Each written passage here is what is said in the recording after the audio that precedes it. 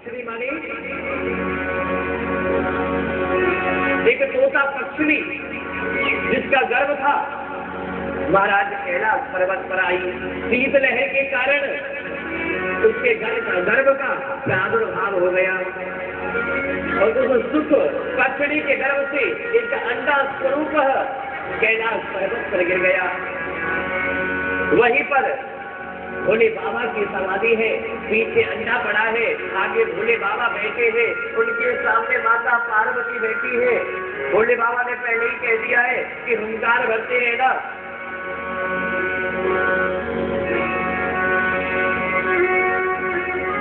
हुंकार भरते रहना।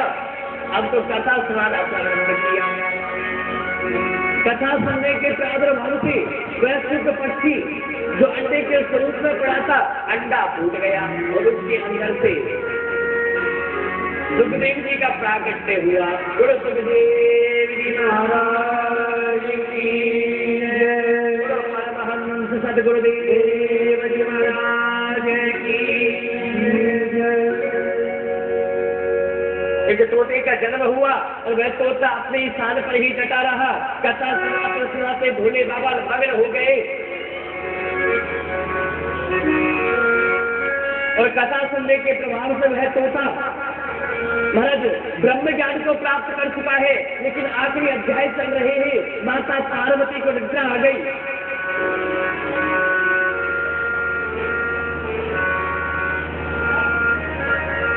माता पार्वती को निद्रा आ गई।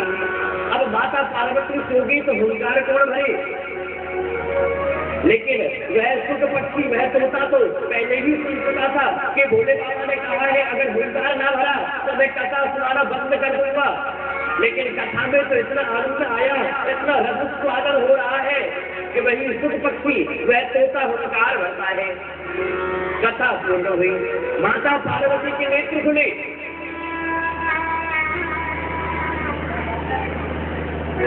बोले प्रभु कहाँ पे आ गए? अब क्या हुआ? अभिमन्यु के बाद की अब कथा सुनाएंगे। अभिमन्यु को सबने घेर लिया, सभी मारने लगे। फिर क्या हुआ? अरे देवी आप अभिमन्यु पर ही डटी हुई है। हमारी कथा तो पूर्ण हो चुकी है और अगर तुमने कथा नहीं सुनी तो फिर हुंकार कौन भर रहा था? पीछे मुड़ के देखा मेरे भोले बाबा ने तो देखा वहां पर वो तोता हुंकार भर रहा था। भोले बाबा को बड़ा क्रोध आया। अरे तू तो दुराचारी है, तूने तो घोर अपराध किया है। कथा सुनने का नियम व्यास जहाँ पर बैठे हैं, व्यास के सम्मुख बैठकर कथा सुनने का नियम है। कथा व्यास मंच के पीछे बैठ करके कथा सुने तो पाप की भागी हो जाते हैं। और भोले बाबा को क्रोध आया, अपना त्रिशूल उठाया और महाराज उस शुद्ध पक्षी तोते के ऊपर मारा। अब तोता उड़ता हुआ भाग रहा है। ब्रह्मा जी के पास पहुंचा कि ब्रह्मा करो तो दीर्घायु। ब्रह्मा जी का कारण क्या है कि ब्रह्मा जी आयु को दीर्घ करते हैं।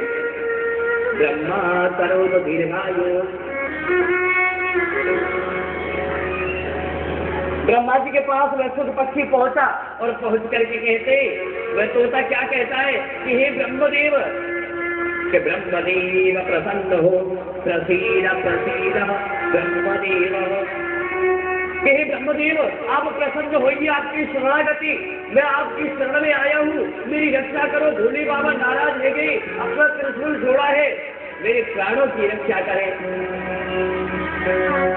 बोले जी कौन मार रहा है? कि भोले बाबा का त्रिशूल है। पागल है गए होगा, भोले बाबा से मंगोले तो चाहिएगा, मैं तेरी रक्षा ना कर सकूं। तो क्योंकि जब भोले बाबा के तीसरा नेत्र खुलता है तो प्रलय आ जाता है, ये पृथ्वी डगमगाने लगती है। ब्रह्मा जी ने असमर्थता जाहिर की और कहा कि भोले बाबा से मैं तुम्हारी रक्षा नहीं कर सकता। अगर कोई और संसारी व्यक्ति होता तो मैं तुम्हें जरूर बचाता। अपने प्राणों की रक्षा ना होता हुआ देखकर वह तोता भगवान विष्णु के पास पहुंचा।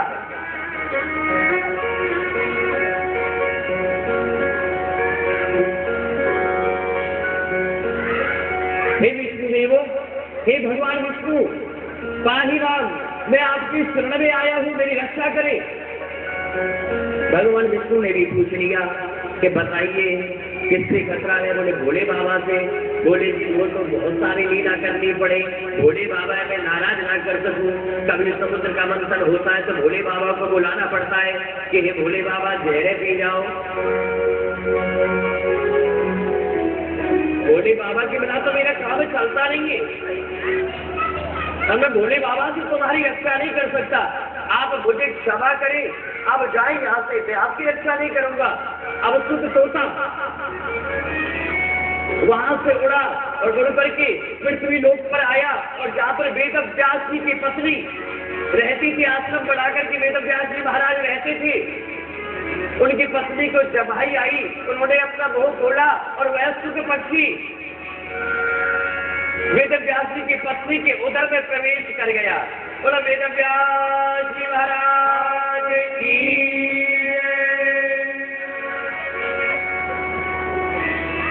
अब तो महाराज त्रिशूल भी आया पीछे पीछे भोले बाबा का। देवताओं के एक नियम होते हैं कि किसी की आत्मा को प्रताड़ित न करना।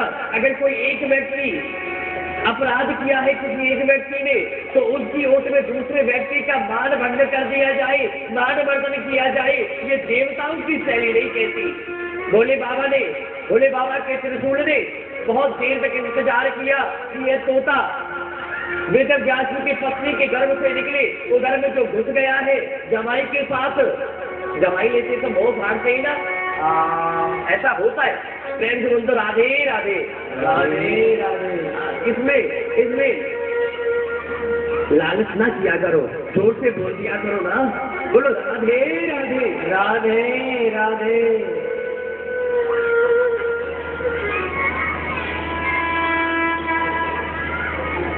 अब भोले बाबा के त्रिशूल ने इंतजार किया कि चलो सुख पक्षी नहीं निकला, तो वापस आ गया त्रिशूल भोले बाबा के पास, जाकर के कह दिया भोलेनाथ अरे कितने वर्ष वहां खड़े खड़े है गए, वो तो निकले ही नहीं, तो मैं तो हार के वापस आ गो। अब इधर एक समस्या आप देखिए, स्त्री गर्भ हिरण्य गर्भ है, जिसके माता का गर्भ साक्षात मंदिर है कि जहां पर जीव का प्रादुर्भाव होता है,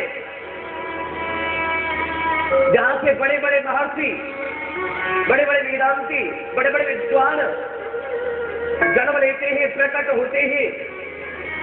धन्य है माता, धन्य है माताओं का स्वभाव, और धन्य है माता का गर्भ, और माता सर्वदा पूजनीय है। जिस घर में माताओं का मान नहीं किया जाता, घर की लक्ष्मी कौन होती है? स्त्री। जो व्यक्ति धन कमाने की इच्छा रखता है, लालसा रखता है, और घर की स्त्री की कोई मान नहीं, उस घर में लक्ष्मी का प्रवेश नहीं होता। अगर किसी को धन चाहिए तो सबसे पहले घर में जो स्त्री रहती है उसका मान करना सीखे, उनकी प्रतिष्ठा करना सीखे, तभी माता लक्ष्मी उस घर में प्रवेश करती है।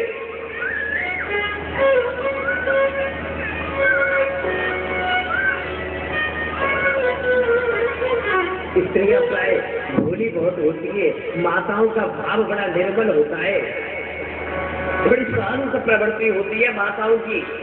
वो डांटती तो है बच्चों को, लेकिन ऐसा भाव होता है, थप्पड़ भी उठा लेती है, लेकिन वो थप्पड़ बच्चों की गाल तक नहीं जा पाता, और अगर वहां तक पहुंच भी जाए तो फिर राधे राधे हाथ में इतना चौड़ा गड्ढा कर लेंगी कि महाराज बच्चे को चोट ना लग जाए। एक बार फिर बोलो, बोलो राधे राधे।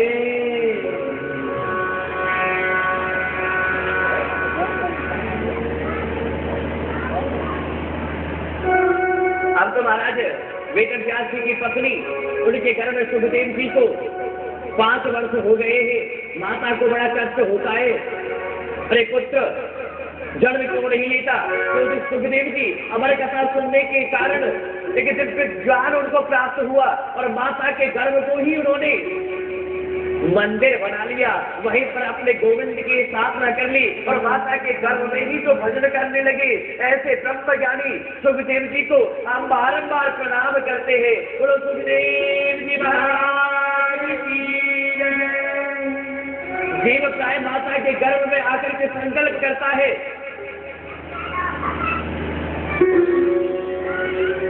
कि हे प्रभु हमें एक बार इस नरक से निकाल। हम आपसे सत्य कहते हैं, हम आपका भजन करेंगे। लेकिन धन्य है सुखदेव जी महाराज जो माता के गर्भ को ही अपना मंदिर बना लिया और वहीं पर अपने इष्ट आराध्य देव भगवान श्री हरि, भगवान श्री कृष्ण की स्थापना की।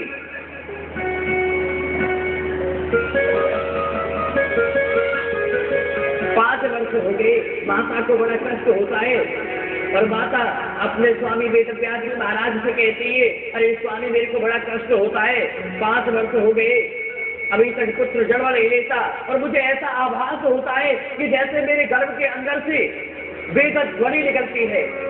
ऐसा भाव मेरे मन में आता है स्वामी, जरूर कोई ना कोई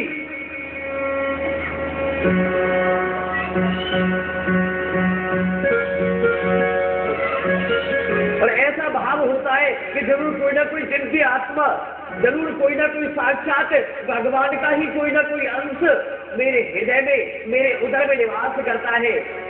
5 वर्ष हो गए, 6 वर्ष हो गए, 7, 8, 9, 10। आप सोचिए कि माता का गर्भ 10 साल तक रह जाए तो माता को कितना कष्ट होता है। कल आपको कथा सुनाई थी माता धुंधली की कि 9 महीने सहन ना कर पाई। यहाँ पर तो धन्य है माता कि 10 साल हो गए, 11 साल भी पूरे हुए। 11 वर्ष का समय भी बहुत लंबा होता है और 12 वर्ष भी हो गए।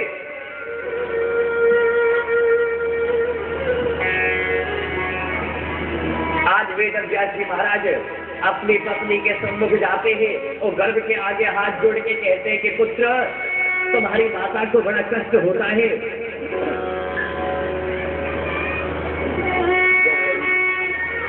बड़ा कष्ट हुआ। अरे पुत्र तुम्हारी माता को बड़ा कष्ट होता है, अपनी माता के गर्भ को त्यागो, वो भी किसी लीलाओं का।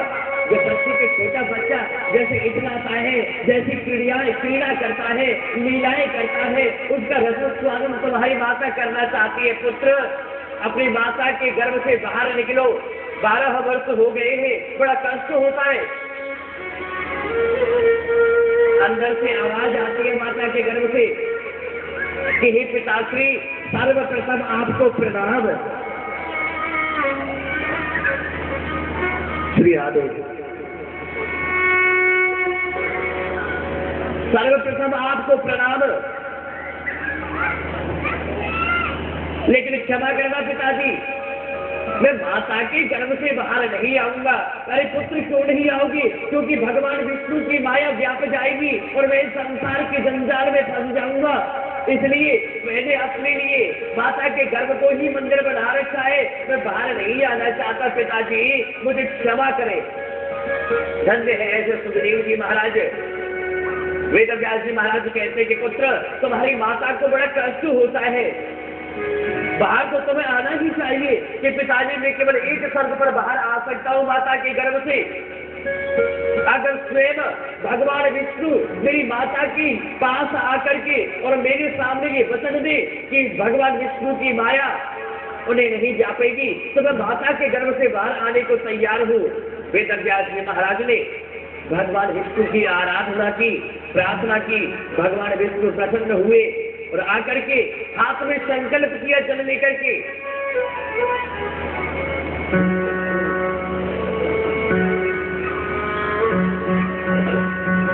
भगवान विष्णु संकल्प क्या करते हैं? देखिए हम कोई भी शुभ कर्म करें, कोई भी अनुष्ठान पूजा पाठ करे तो सर्वप्रथम क्या किया जाता है? संकल्प, क्योंकि संकल्प ही प्रधान है। संकल्प के बिना कभी कोई कार्य सिद्ध नहीं होता। आप मन में संकल्प करें कि गोविंद की भक्ति आपको प्राप्त हो तो निश्चित रूप से गोविंद आपके जीवन में आएंगे। भगवान विष्णु आकर के संकल्प करते हैं, साथ में वेदव्यास जी महाराज है। संकल्प क्या करते हैं? ओम हरि ओम विष्णु विष्णु विष्णु, ओम हरि ओम विष्णु विष्णु विष्णु नमः परमात्मने जम्मू दीपे वर्तन्ते आर्य वर्षां क्षेत्रे पुण्य क्षेत्रे और ये स्थान क्या है, वो स्थान क्या था, वो नहीं, ये स्थान क्या है, नरेला मंडी नाम ग्रामे दिल्ली मंडलांतर्गत इंद्र मंडलांतर्गत सम्मत 2068 साके सालवाहन 1933 मातो सम्मासे महामांगल्य पुण्य पवित्र नाम मासे। इस प्रकार से प्रार्थना किया भगवान विष्णु ने और कहा कि मैं ये संकल्प करता हूँ, ये वरदान देता हूँ पुत्र, कि जब तू पृथ्वी पर तेरा प्रादुर्भाव होगा, जब इस संसार के अंदर मेरे इस मोह माया से घिरे हुए इस संसार के अंदर जब तू आएगा, तो मैं संकल्प करता हूँ बेटा कि मेरी माया तुझे व्यापेगी नहीं। ये संकल्प किया। माता के गर्भ में सुखदेव जी प्रसन्न हुए और प्रसूत पवन के द्वारा माता के गर्भ से पृथ्वी पर प्रवेश किया।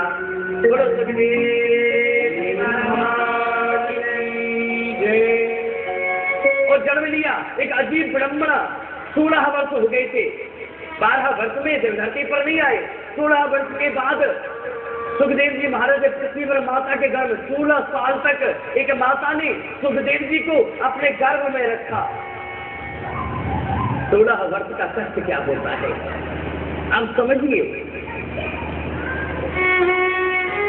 सूर्य कहते हैं 88,000 ऋषियों से कि हे ऋषिगणों, जरा उस छवि को, उस भाव को, उस स्थिति को, उस परिस्थिति को, उस समय को, उस समय की पलकना को, उस कल्पना को अपने जीवन में उतार के देखो कि एक माता 16 वर्ष तक गर्भ धारण करके रखती है।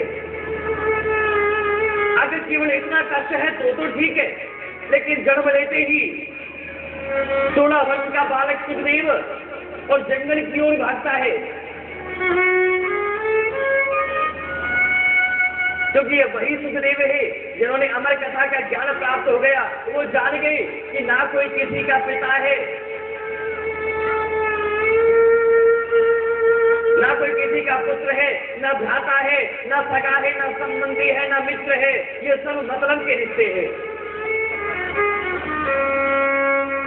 वो रिश्ते कब तक साथ देते हैं, जब तक आप उनके साथ हो। अगर कोई ऐसी कंडीशन आ जाए, कोई ऐसा अवसर आ जाए, जीव की मृत्यु होती है, जरा ध्यान दीजिएगा, भाव में वशीभूत होइए, अपने आप को श्रीमद् भागवत कथा में उतारिए, केवल सुनिए नहीं। श्रीमद् भागवत कथा के इस सागर में गोता लगाइए, आपके अंदर भाव जागृत होगा।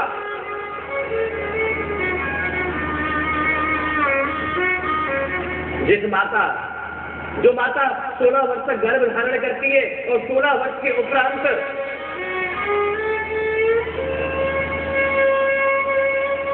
महाराज जिसका पुत्र जन्म लेता है और जन्म लेते ही जंगल की तरफ चल दिया, बड़ा कष्ट है माता के मन में कष्ट। अरे मुझे तो अपने बेटे के पास जाना है, मुझे तो मेरा बेटा चाहिए, मुझे तो मेरा पुत्र चाहिए, अरे इसकी सभी लीलाओं का आनंद मैं लेना चाहता हूँ, लेना चाहती हूँ।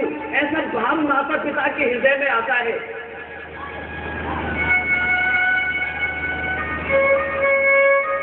लेकिन यहाँ पर परिस्थिति बड़ी विपरीत है। ब्रह्म ज्ञान जिसे हो चुका है वही सुखदेव जी महाराज जंगल की तरफ जाते, लेकिन उनके पिता वेदव्यास जी महाराज पुत्र मोह माया के वशीभूत होकर के उनके पीछे पीछे भागते हैं वेदव्यास जी महाराज। और क्या कहते, अरे पुत्र, अरे पुत्र, अरे पुत्र जरा ठहर तो सही, अरे पुत्र मुझे तुमसे 2 बात करनी है। अरे बेटा ऐसे छोड़ के कहा जाता है, अरे बेटा तुम्हारी माता का क्या हाल है, अरे बेटा हमारा जीवन के बारे में तो सोचो, अरे बेटा तुम्हारी सीमा हमारे जीवन का आधार क्या है। लेकिन सुखदेव जी महाराज तो ध्यान ही नहीं देते।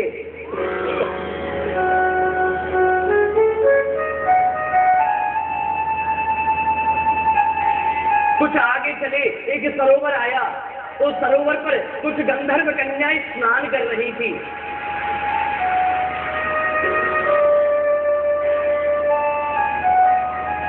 सुखदेव जी जब वहां से निकले सरोवर के आगे से, वो गंधर्व कन्याएं स्नान करती रही, लेकिन पीछे पीछे वेदव्यास जी महाराज आ रहे। वृक्षों ने जवाब देते, अरे बाबा या बुढ़ापे में काय को बाबरे है रहे हो, कौन कौन को बेटा, या तुम अपना बेटा कह रहे हो, पहले जन्म में तुम्हारा बाबा हो। इस मोह माया से निकलो, कुछ नहीं रखा इन बातों में। एक संत के लिए जिस संत ने वेद और वेदांत को लिखा है, अनेकों पुराणों को लिखा है, वो पुत्र शोक में इस तरह से व्याप्त होता है, शोभा नहीं देता बाबा। लेकिन पुत्र मोह के वशीभूत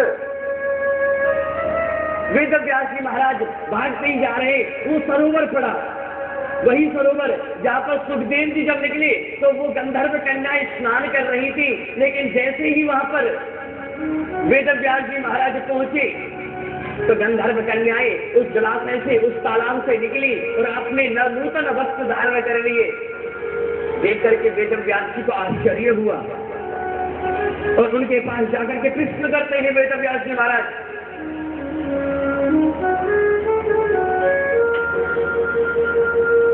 क्या कहते हैं? अरे देवियों, मैं तुम्हारे बाबा परदादा की उम्र का हूँ, मुझसे कैसी लज्जा, और मेरा पुत्र 16 वर्षीय है, एक जवान पुत्र मेरे यहाँ से निकला, तुम्हें लाज न आई, और मैं बुजुर्ग तुम्हारे दादा परदादा की उम्र का यहाँ से निकला, तुम्हें इतनी लाज आई, ऐसा तुमने क्यों किया? बड़ा सुंदर जवाब देती है गंधर्व कन्याएं, कहती है बाबा आप गृहस्थी है, आपकी पत्नी भी है, आप जानते कि स्त्री पुरुष में भेद क्या है, लेकिन धन्य है आपका पुत्र जो स्त्री और पुरुष का तो भेद ही नहीं जानता। वेद व्यास जी महाराज को यहाँ पर ज्ञान हुआ, अरे मैं तो अपराध करने जा रहा था, ब्रह्म ज्ञान प्राप्त करके जो साक्षात ब्रह्म बन चुका है, मैं ब्रह्म को अपना बेटा कहता हूँ, कैसी मनोवृत्ति मेरी।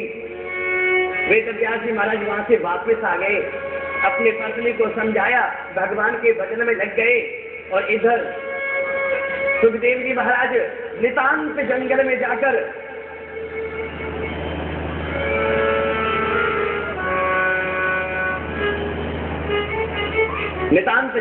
जाकर के महाराज भगवान के भजन में, तपस्या में लीन हो गए। इधर वेद व्यास जी महाराज अपने आश्रम पर आए, भजन करते करते कुछ साल, कुछ वर्ष, कुछ समय निकला, मन में वैराग्य आ गया। वैराग्य कब आता है व्यक्ति तो? वैराग्य है क्या? एक होता है राग, एक होता है बेराग।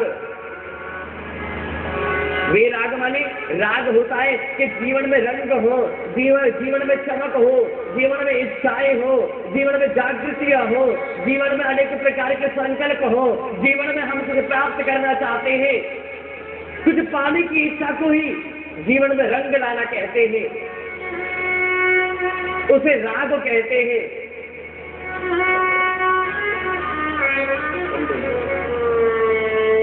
अभी हमारे भैया जी कितनी सुंदर बात कहेंगे, ध्यान दीजिएगा कि राग वही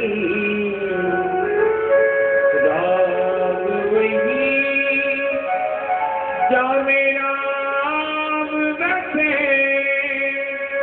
और ध्यान वही जो धनी के धरे को,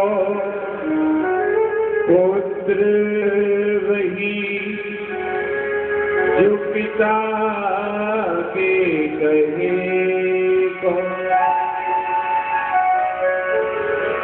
सूर्य वही जो जवान कुदाते, और वीर वही सन्मुख अड़े को, संपत में तो मित्र बहुत, पर मित्र वही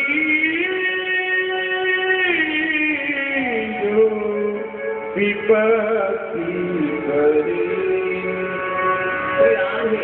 कितनी सुंदर बात कही है कि राग वही जब राम बसे, राग वही जब राम बसे। मैं कल बताया था आपको, अरे माताएं बड़ा सुंदर सुंदर कैसे कैसे भजन गाती थी कि कभी राम बन के, कभी श्याम बन के चले आना, चले आना, कभी श्याम बन के, कभी श्याम बन के चले आना,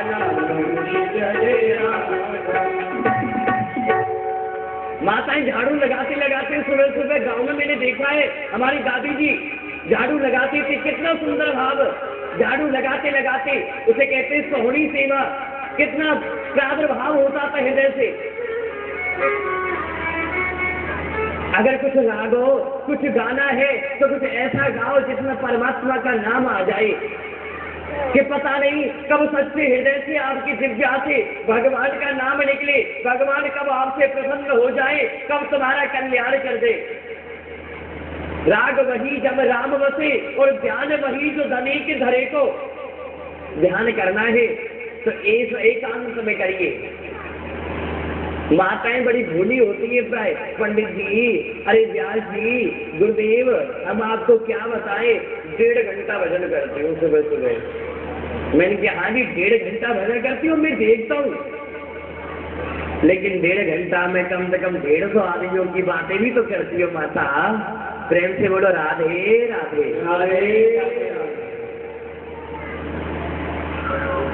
ध्यान करो, उसे बताओ मत। हम कुछ पुण्य करते हैं, किसी को बता दे तो पुण्य कट जाते हैं, क्षीण हो जाते हैं। मैंने आपको कल बताया था ना कि जब तक पंखा हम दान करते हैं, पंखे की 3 पंखड़ियों के ऊपर नाम ना लिखते दान करने वाले का, तब तक पंखा ठंडी हवा नहीं देता। अरे दान तो वही है जो गुप्त है। मैंने बताना किसे, भगवान को कि हम दान कर रहे हैं, प्रभु हमारे अकाउंट में ऐड कर देना, या इस समाज को कि ये समाज हमें जान ले कि हम दानवीर भी है। भक्तों, मैं व्यासपीठ, इस व्यास मंच के माध्यम से आप सभी को ज्ञान देता हूं कि अपनी मनोवृत्ति, अपने मन के भाव को बदलिए। भगवान को बताने की आवश्यकता नहीं कि मैंने क्या किया, क्यों किया, क्या माध्यम, क्या प्रयोजन, क्यों कर रहे हैं, हम बदले में क्या चाहते। भगवान को बताने की आवश्यकता नहीं कि हमें क्या चाहिए। अगर भगवान को बताने की आवश्यकता है तो फिर वो भगवान नहीं हो सकता, क्योंकि भगवान तो घट घट में वास करता है। आपके हृदय में भी भगवान का वास है। आप सभी तो सुन पा रहे हैं अपने कर्णपात्रों के द्वारा। आप देखिए भगवान ने कितनी अच्छी व्यवस्था की है। आपको कान का आकार कैसे दिया, एक पात्र कटोरे की तरह। जैसे पत्थर को आप पत्थर पे भोजन आपने किया है किसी आश्रम में, आपने देखा होगा पत्थर में जगह जगह वो डांडी सी लगी होती है। वो क्यों? ताकि एक पत्ते से दूसरा पत्ता जुड़ जाए, बीच में छुपा दिया वो डंडी सी, जरा सा तिनका, वो टुकड़ा। इसी तरह हमारे कान की बनावट, इधर घट्टा गोल गोल है, ताकि इसमें कर्णपात्र में आप भर करके इस भागवत के रस को और इसका रस स्वादन कर सके, इसका पान कर सके। भगवान ने इस प्रकार से इस मनुष्य के शरीर की बनावट बनाई है। प्रेम से बोलो राधे राधे राधे।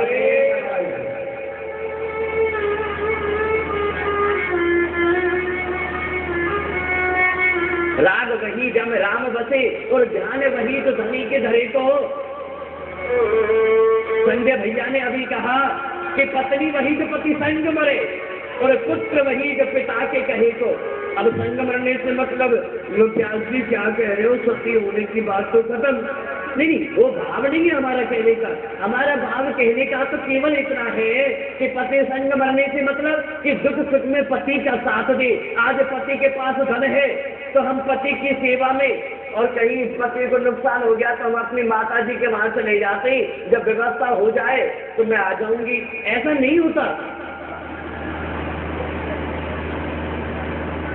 सील वही जवानी गुरु के,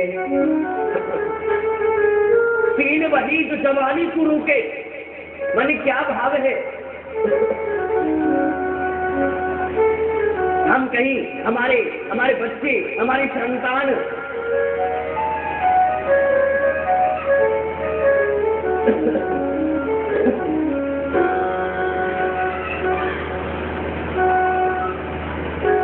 कहीं गलत संगति में ना पड़ जाएं। कब बच्चे बड़े हो जाते हैं, कब बच्चे कभी गलत संगति में पड़ जाते हैं, और संगति का बड़ा असर होता है। कि मांगत मांगत मान घटे और पीत घटे नित के घर जाए, ओछी की संगति बुद्धि घटे और क्रोध घटे मन की समुदाय। रोजाना अगर किसी से मांगोगे ना तो मान घट जाएगा। अरे रोज आ जाता है, कहाँ से दे कितना दे, इसको तो शर्म नहीं आती, इन्हें तो लज्जा नहीं आती, लाज नहीं है इसे, मान घट जाता है। रोजाना कभी किसी के घर जाकर के मांगे नहीं, मांगत मांगत मान घटे, मान खत्म हो जाएगा। आपकी इज्जत, आपकी प्रतिष्ठा, आपका यश, आपकी कीर्ति बिल्कुल हीन हो जाती है, लीन हो जाती है, समाप्त हो जाती है। कभी कभी मांगोगे ना, कभी साल 6 महीने में एक बार मांग लिया, अरे भैया आज इस चीज की आवश्यकता थी, हम आपको दे देंगे, हमें ऐसा लगा कि आप यहीं पे हो नजदीक तो आप ही कर दो, जब आएंगे तो दे देंगे, मान बना रहता है। प्रीत घटे नित की घर जाए, रोजाना किसी के घर जाओगे, अगर कभी कभी जाओगे तो महाराज जैसे आप घंटी बजाओगे घर पर, दरवाजा खुलेगा, शर्मा जी आएंगे, आपको देख करके प्रसन्न और अपनी बाहों में आपको भर लेंगे। रोजाना जाओगे, रोजाना घंटी बजा रहे हो घर पर जाके, या तो वो अंदर से